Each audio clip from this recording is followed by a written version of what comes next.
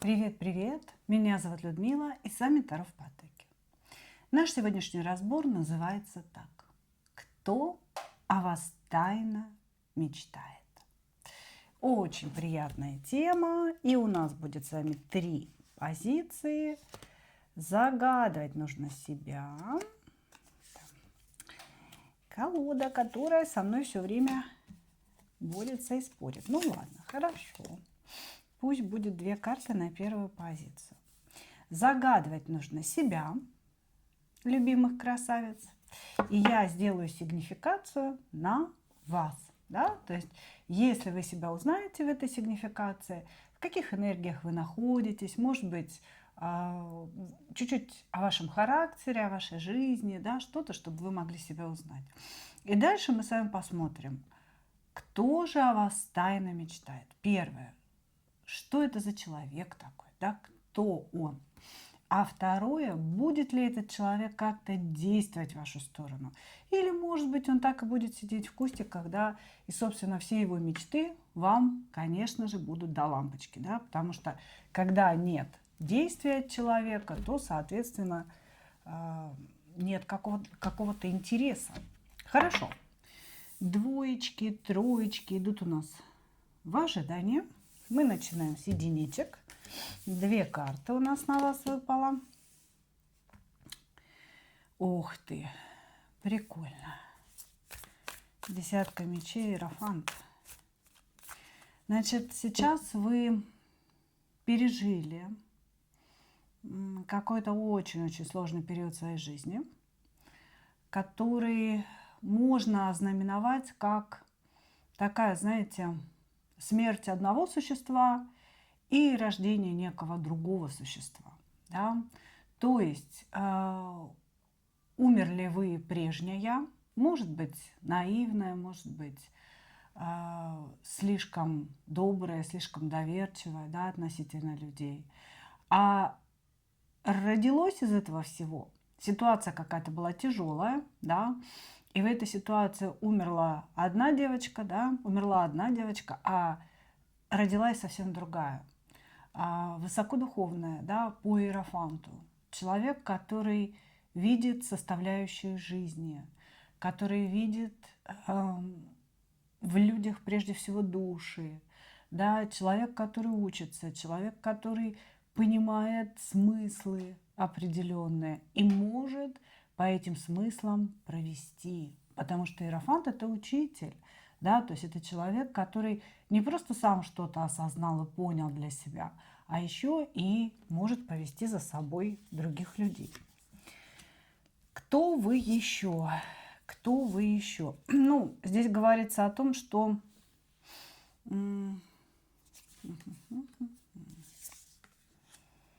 вы хотели попасть на какое-то обучение, скорее всего, стать учеником кого-то.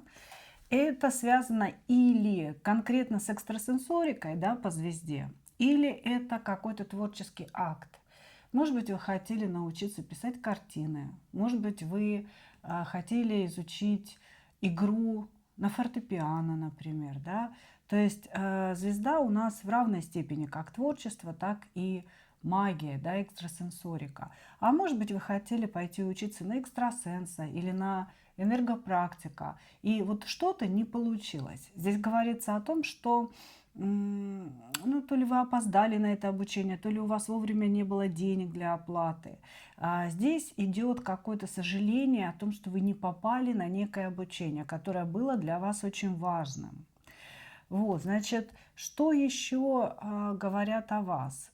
Здесь говорят, вы знаете, о выходе из кармического урока, по большому счету.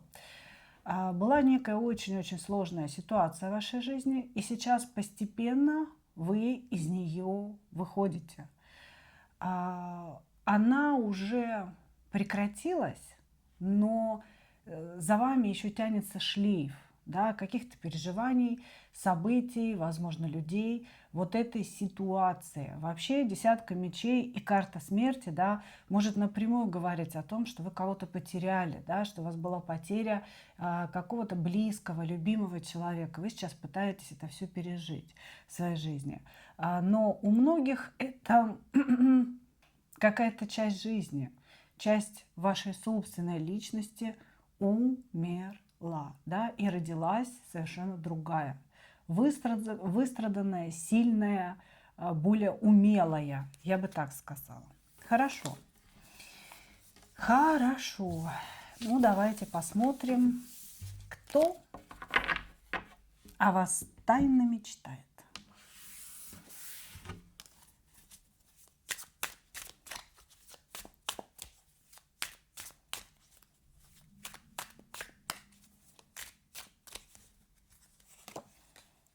Кто о вас тайно мечтает?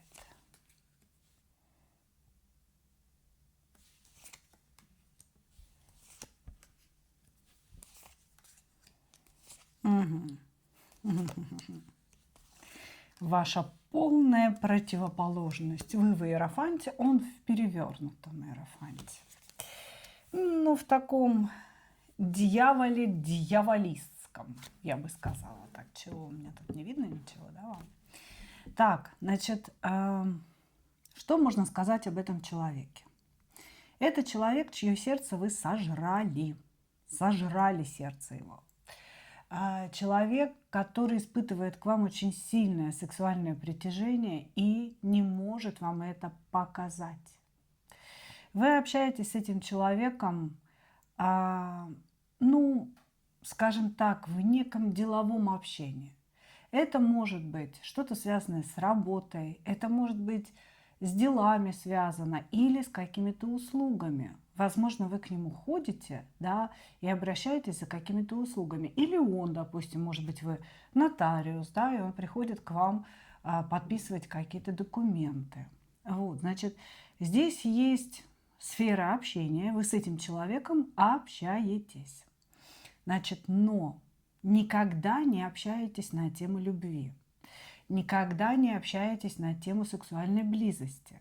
А мужчина, между тем, вас очень сильно хочет. У него к вам страсть. Страсть. Мужчина, конечно, женатый у нас. Да, здесь треугольники, треугольники, треугольники. Быть может, и вы не свободны. Тут, понимаете, такая история, как будто бы и вы не свободны, и он не свободен. И вы буквально облизываетесь друг на друга. И тайной связи вы оба не хотите. Ну, то есть тяга. Какая-то нереальная по дьяволу тяга друг к другу, которую, к сожалению, невозможно удовлетворить, потому что вы оба честные люди и не переступите вот эту черту. Мужчина выглядит, ну как сказать, если рассматривать вас как пару, он был бы чудовищем, а вы были бы красавицей. Вот, то есть то ли он себя чувствует рядом с вами каким-то чудовищем, то ли он действительно ну, не обладает какой-то такой яркой красотой, да, банальной, потому что, ну, я не представляю себе, что такое мужская красота. Но мужская красота, мне кажется, это мужественность, брутальность, да. Здесь мужчина брутальный, здесь мужчина мужественный достаточно. Просто вот почему-то он воспринимает вас и себя как красавицу и чудовище. Вот, значит, знаете вы этого человека, это не новый человек, вы его знаете давно. И он как будто бы периодически то появляется в вашей жизни, то исчезает. Или же, может быть, вы общаетесь постоянно с ним, да, но вот это ощущение притяжения, оно то возникает между вами, то отдаляется, то возникает между вами, то уходит куда-то в стороночку. Вот, значит, человек постоянно за вами наблюдает. Когда вы с ним общаетесь, он пытается вам понравиться. И вы это видите, что он делает комплименты, как-то разговаривает, пытается вас смешить, поднять вам настроение, сделать так, чтобы вы получали удовольствие от этого общения. Ну, я думаю, что вы уже товарища узнали.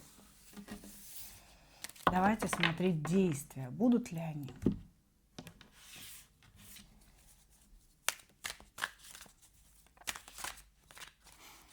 Будут ли действия с его стороны?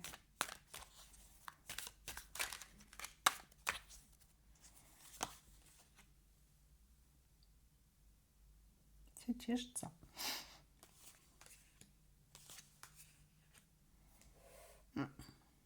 Не будет действий. Вообще никаких, что ли? Ну-ка.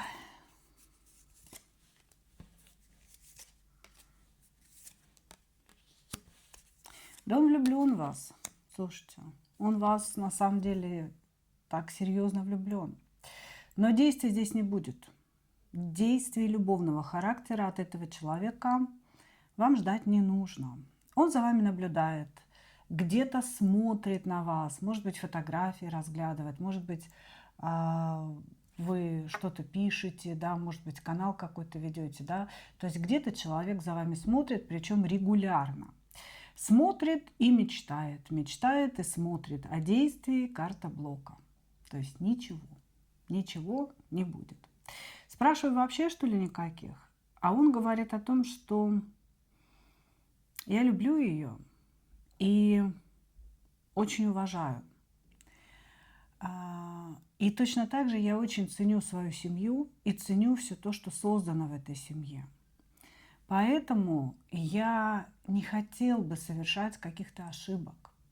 Я понимаю, что если я сделаю шаг в ее сторону, начнется какая-то бурная любовь, начнется бурное взаимодействие. И тогда мы можем разрушить то, что имеем с ней. Да? Поэтому я не буду действовать. То есть здесь мужчина будет предельно корректен с вами. Здесь мужчина будет показывать вам свою симпатию просто изо всех глаз, изо всех ушей. Потому что он по-настоящему глубоко влюблен в вас. Но действий, связанных с предложением куда-то уехать, встретиться наедине, сблизиться и так далее, этих действий от него не будет. Ну, во всяком случае, в ближайшее время. Потому что мужчина здесь не дурак. И к тому же он очень порядочный человек. Благодарю вас, мои дорогие. Двигаемся дальше.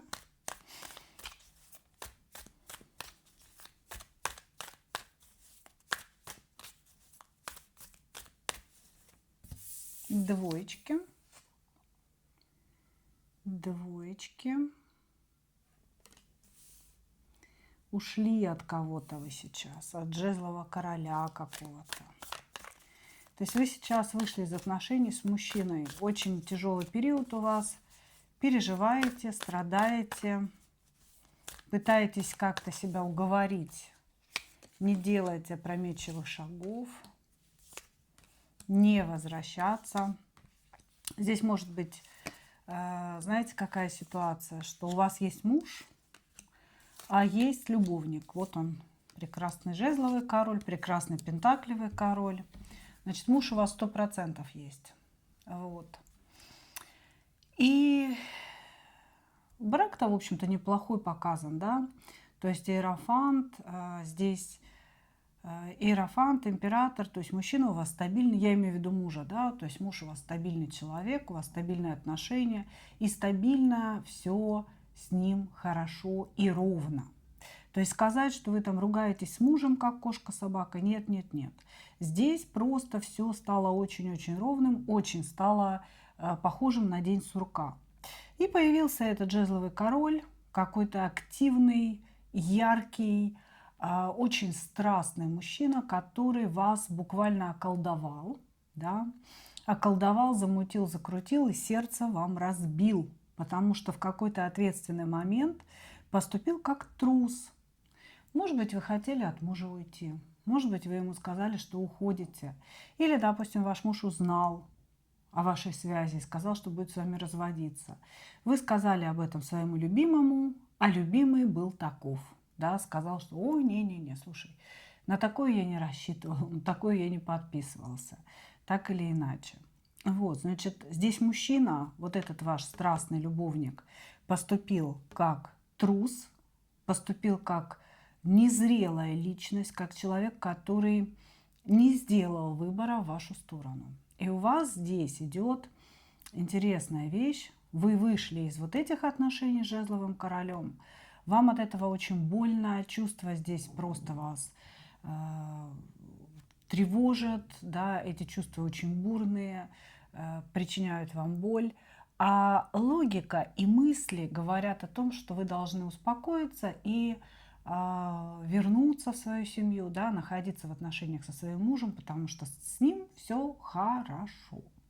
И здесь получается уход от одного мужчины и некое возвращение к другому мужчине. Этот жезловый мог быть у вас на работе, ну или он есть у вас на работе, да, этот человек. Хорошо, давайте посмотрим, кто тайно мечтает о вас.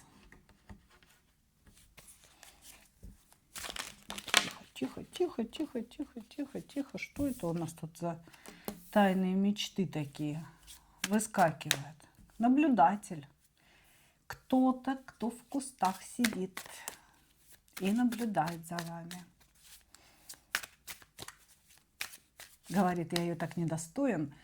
Я какой-то такой маленький, я какой-то такой не приспособленный к жизни.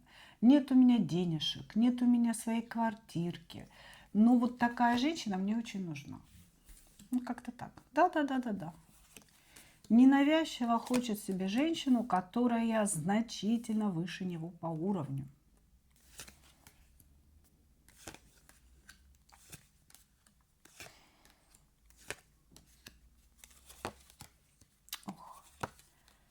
Ой, бог ты мой. Боже ж ты мой. Слушайте, у вас здесь такая прям россыпь. Ну, во-первых, да. Начнем, пожалуй, с конца. О вас мечтает ваш собственный муж, ваш собственный император.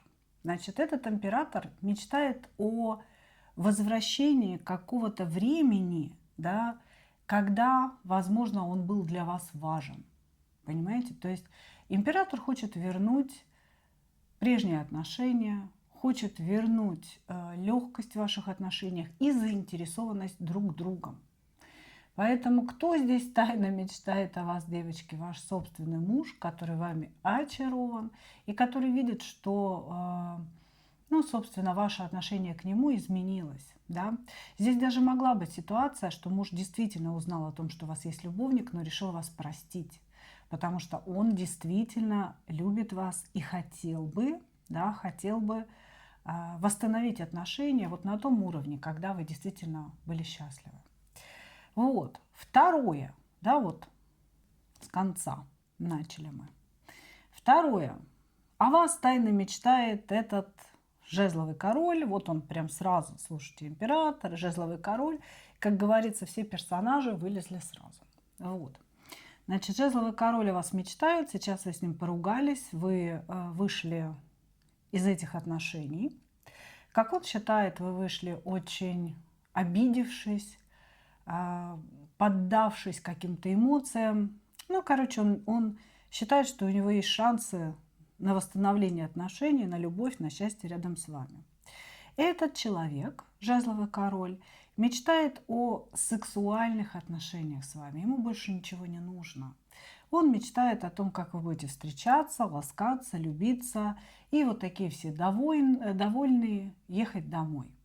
Этот человек не готов брать за вас ответственность, потому что, ну, он вообще такой трусоват, да, и это человек про удовольствие. Ему важно, чтобы горело внутри, чтобы горело там вот снаружи, все, чего надо, горело, да, вот, и чтобы жизнь, она кипела, получать какие-то удовольствия, адреналин в крови. Ему нравится от кого-то прятаться, ему нравится соперничать с вашим мужем ментально у себя в голове. Поэтому здесь он тайно мечтает о вашем возвращении в отношения и ощущении счастья, о сексе с вами, вспоминает какой-то секс, какая вы офигительно сексуальна и так далее. Если, ну, здесь практически у всех отношения с вот этим любовником были, я имею в виду близость, но, конечно, найдется 2% из всех, у кого не было сексуальной близости. Вот для вас, мои дорогие, да, здесь человек мечтает о том, как это было бы. Ну вот, в случае, если не было, да, как это было бы. Вот. И третий товарищ, да, с которого я начала свое повествование, это наблюдатель. Человек, который сидит в кустах, человек, у которого с финансовой точки зрения вообще нет денег. Это человек, у которого серьезные финансовые проблемы. Он не может себя обеспечить, он не может себя прокормить, и, может быть, он даже живет за счет кого-то, возможно, за счет своей мамы. Ну, такая ситуация здесь. Значит, и этот человек наблюдает за вами где-то на расстоянии. То есть он с вами не работает. Это 100%, скорее всего, какой-то интернет-поклонник, потому что он видит самую красивую вашу сторону. Ну, мы с вами все знаем, да, что в интернете все стараются поставить свои красивые фотографии, обработанные фотографии, да. И, конечно, мужчина здесь видит какую-то вот обложку вас. Не вас настоящую, а обложку вас. Он видит вас очень сильной, он видит вас, может быть, бизнес-вумен, может быть, просто вы человек с очень сильным характером. И этот мужчина, он, вот знаете, готов как-то присмыкаться перед вами, что ли, вот только бы вы обратили на него внимание. Но он, во-первых, на расстоянии от вас, во-вторых, он очень боится проявляться. Но здесь присутствует прям одержимость вами и одержимость какими-то сексуальными фантазиями в вашу сторону. Здесь вот прям фантазии в стиле порно, я бы так сказала. Хорошо. Хорошо. Давайте посмотрим, как каждый из этих людей намерен действовать в вашу сторону.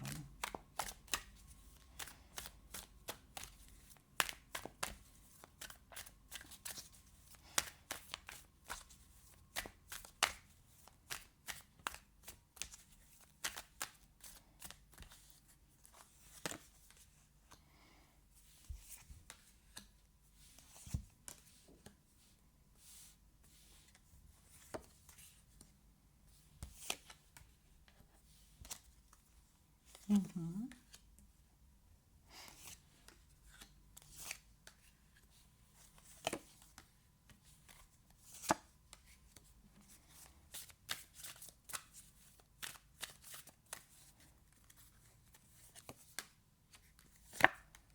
Угу.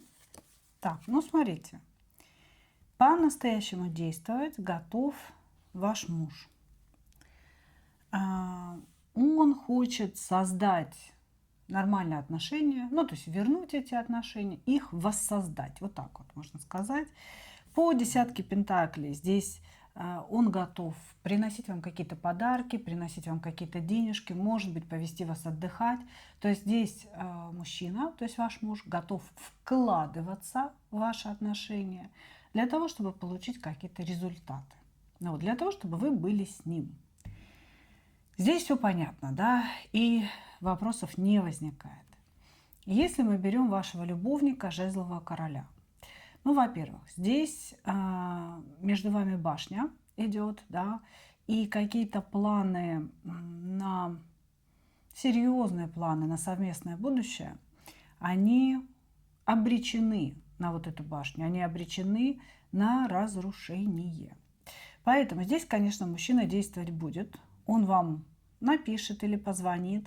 И вообще, в принципе, это у вас как-то по кругу все происходит, да, то есть то поругались, то помирились, то помирились, то поругались, и периодически он возникает, и периодически он исчезает из вашей жизни. Вот, значит, мужчина действовать будет, но каждое его действие будет априори неправильным в отношении вас, потому что оно будет сопровождаться ссорами. То есть действует вроде в положительном ключе, как-то, знаете, пытается помириться, пытается воссоединиться, а вы задаете неудобные вопросы, и потом это все вырастает в очередную ссору, да, заканчивается башней. И, как говорится, тот, кто сидит в кустах, товарищ, как он будет действовать, здесь может быть проявление, вообще действовать он не намерен, но здесь может быть проявление с какого-то чужого аккаунта. Да, то есть человек напишет вам какие-то комплименты, скажет, что вот я увидел вас в интернете. Он не признается, кто он такой. Он не признается, что он давным-давно за вами следит, этот человек, да, и что, может быть, даже вы знакомы с ним. Он будет строить из себя совершенно другого левого товарища. И при этом даже не себя самого. Понимаете? Будет говорить о том, что он творческий человек, такой весь адреналинозависимый хиппи, я бы так сказала, да, человек мира, который вот он везде ездит, играет на музыкальных инструментах, развлекает людей, ему за это кто-то что-то там накидывает в виде денежек. Вот, то есть здесь будет общение с этим товарищем, но вы даже не поймете, с кем вы общаетесь, потому что это будет общение за другое лицо, да, совершенно другого аккаунта. Он вам должен написать и представить себя какой-то звездочкой, звездой для того, чтобы стать немножечко ближе к вам. Благодарю вас, двоечки. Двигаемся дальше.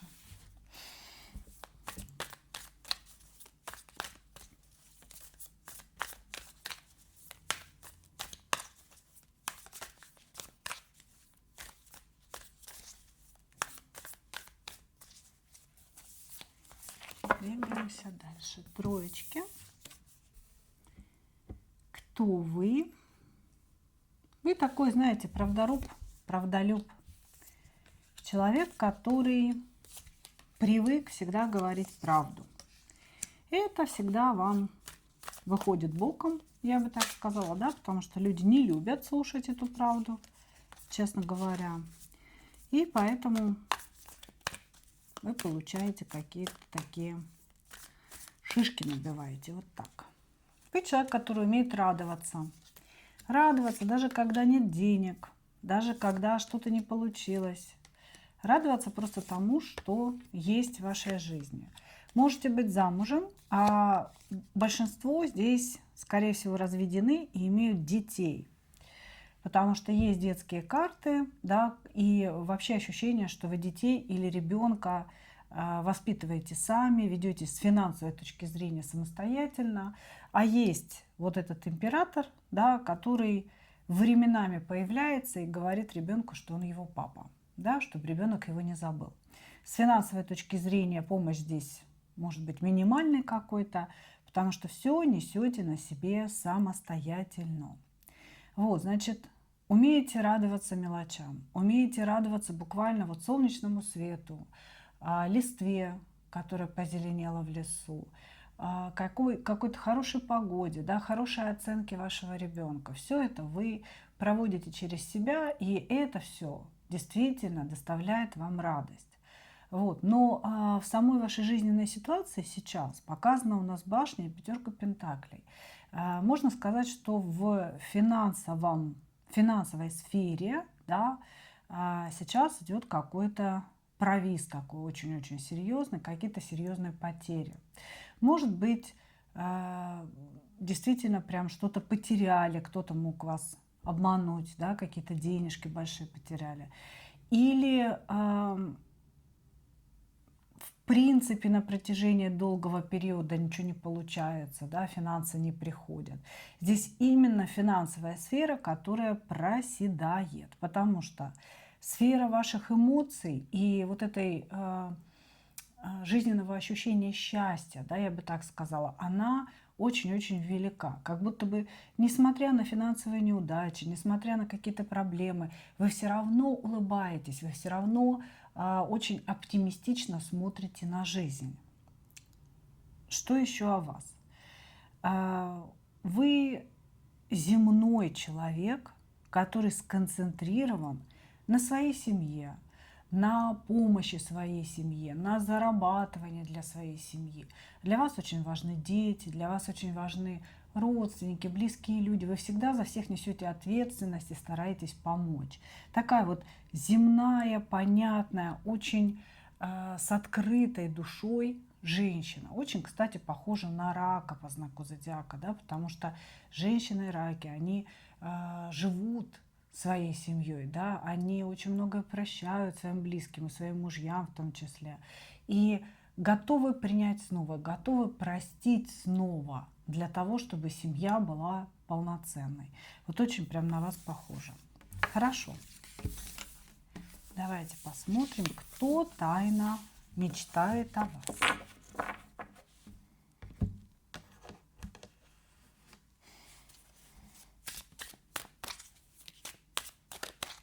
Кто тайно мечтает о вас?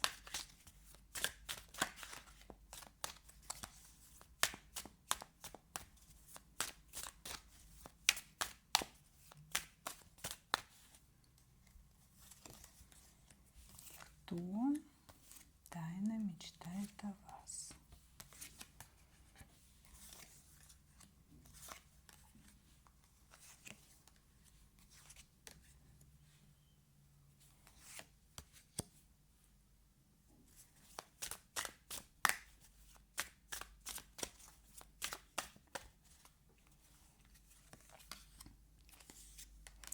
Слушайте, здесь вообще какая-то удивительная история. Значит, о вас мечтает или ваш начальник, или мужчина, который с вами работал, ваш бывший коллега, да, но сейчас этот человек находится на расстоянии от вас, у многих будет в другой стране, вообще в другой стране. Здесь, значит, ну вот, если это ваш начальник, он тоже может находиться в другой стране. Может быть, он прямо сейчас находится в отпуске в другой стране. И поэтому нам так показывают. Значит, этот человек имеет отношение к вашей работе, и этот человек показан все-таки как ваш какой-то начальник, да, кто-то, кто стоит над вами или зарабатывает больше, чем вы. Человек сейчас далеко от вас, находится прям совсем-совсем далеко, и общение с ним практически не происходит. Оно крайне-крайне редко. Это какие-то сообщения, это какие-то письма, может быть, какие-то указания в вашу сторону, да, от него идут. Но любовного общения между вами с этим человеком точно нет. Так вот, когда он, значит, с вами общается так или иначе по работе, он все время почему-то думает о близости с вами, да, о сексуальной близости. Вы этого человека очень сильно возбуждаете. И он говорит, что уже давно, то есть здесь есть карта времени, и он говорит о том, что я очень давно уже ее хочу, я очень давно о ней мечтаю как о женщине, и давно воспринимаю ее не просто как сотрудницу, да, у себя на предприятии, а действительно как женщину, с которой мне хотелось бы иметь определенные близкие отношения и вот с которой я был бы счастлив. Сейчас этот человек говорит, вас разделило расстояние и, возможно, время, потому что вы давно не виделись, и он давно на этом расстоянии от вас находится. Ну и мечты, в чем ваша сладость? Здесь, кстати, близости между вами не было 100%, потому что он вас рассматривает как девственную королеву жезлов. Да? В Монаре королева жезлов – это женщина, которая мне не досталась, но которую я очень сильно хочу. Да? То есть я смотрю на нее, весь истекаю, да, соками жизни, а она мне не дается. И чем больше она не дается, тем больше я о ней мечтаю. То есть для мечтающего мужчины это девственная королева. И вот здесь это все выпадает у нас, да, то есть мужчина влюблен в вас, мужчина очень хотел бы с вами близости, но он этой близости не имел. Он лишь фантазирует о том, как это могло бы быть между вами в случае, если вы будете вместе. Также мужчина говорит о том, что подглядывает за вашей жизнью, и почему-то он себе допридумывает, какая это жизнь. Допридумывает. Он о вас мало что знает, и поэтому ему приходится просто себе, знаете, такие выдумывать картинки. Вот, ну, наверняка она живет с каким-то мужчиной, вот у них таким образом происходит секс, да, таким образом они живут, вот так, из-за этого они ругаются, из-за этого не ругаются. Вот почему-то он себе рисует именно такие картинки в вашей жизни. Здесь идет некое подсматривание, но подсматривание через призму своих фантазий. Он много о вас думает, этот человек. Иногда эти мысли для него очень навязчивы, и он пытается от них избавиться, то есть они ему не дают покоя. Вот. Но тем не менее, почему-то он погружается в такие фантазии, додумывания, дорисовывания вашей жизни. Хорошо. Будет ли он действовать?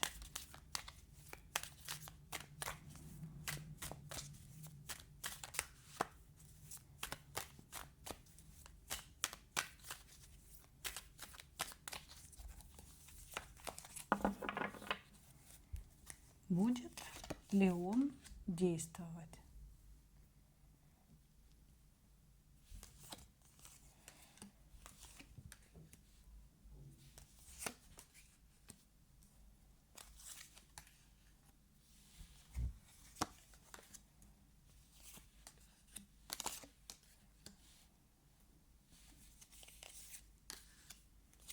Угу. Как интересно, слушайте. На действие дьявол и иерофант. Это называется «как Бог на душу положит». Знаете, если мне, значит, на одном плече, как я говорю, да, на одном плече у него сидит ангел, на другом дьявол, чертенок сидит. И вот ответ здесь таков, да, если ангел меня коснется своим крылом, да, то я напишу ей что-то, связанное с работой, или что-то дружеское, или что-то такое я ей вышлю, какая погода у меня в том городе, где я нахожусь. Да? А вот если меня коснется чертенок своим хвостиком, да, таким огненным, тогда я, может быть, дам ей какой-то намек, какой-то комплимент в эротически сексуальную сторону. Вот так. То есть мужчина на самом деле очень хочет действовать в вашу сторону. Он вами заинтересован, очень сильно вас уважает и действительно много о вас думает. Думает как о женщине. Но как себя вести он не знает. Его смущает расстояние между вами, которое пока непреодолимо. Он говорит, что вот это расстояние, я не могу к ней приехать, или она не может ко мне приехать. И вообще вот мысли о каком-то совместном будущем, они абсолютно нереалистичны. Нереалистично, то есть это невозможно воплотить в жизнь, это невозможно никак создать. Но реализм, как бы, это вещь такая, да, она относится у нас все-таки к логике, к разуму, а чувства у нас к разуму не относятся. И поэтому у него есть чувства, у него есть сумасшедшее притяжение по дьяволу, которое его периодически может, знаете, вот прям дергать. Поэтому здесь могут быть внезапные ночные письма, сообщения ни о чем, непонятно о чем. Или же здесь могут быть какие-то намеки в рабочих разговорах, да, ни с того ни с сего, комплименты какие-то, что-то сказанное между строк. Вот что я вам хочу сказать. Между строк.